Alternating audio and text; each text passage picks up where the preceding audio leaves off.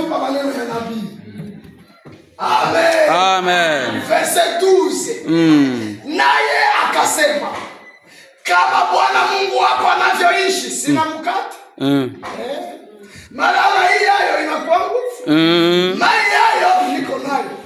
Lakini makambo ya mkate hayo sina. Mkate hayo sina, nyabu na mbabarira. Mkate sina. Lakini tena siko tena vile. Niko tu na hibunga hidogo. Na himafuta hidogo. Hivi hapo kenyuna niona.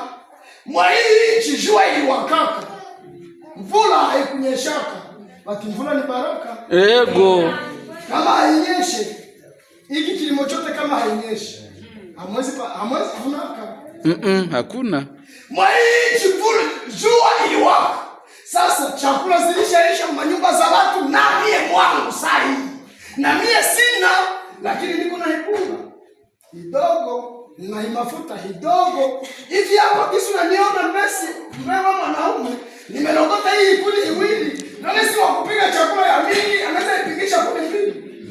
Meni hii kuli iwili. Yenye nenda pigisha ile mkate.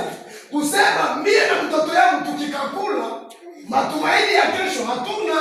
Tukakakula kisha tushikufie. Amen. Amen. Elia akasema. Atafadhali nasema. Kumbe uko na bunga kidogo. Sasa wewe ile bunga unitengenezee mimi.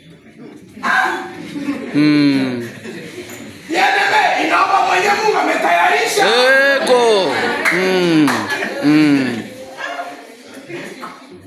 Sawa kisi umesema ni mzuri wangu. Wewe sasa ile bunga ukonge kale kama moto uitengeneze kisha unitengenezee mie tu. Njoo vile. Naye akasema, kama Bwana Mungu wako anavyoishi, sina mkate ila mkono mmoja ya unga katika pipa na mafuta kidogo katika chupa. Tazama. Ona. Ona. Iko na muonesha kuni. Ona. Tazama.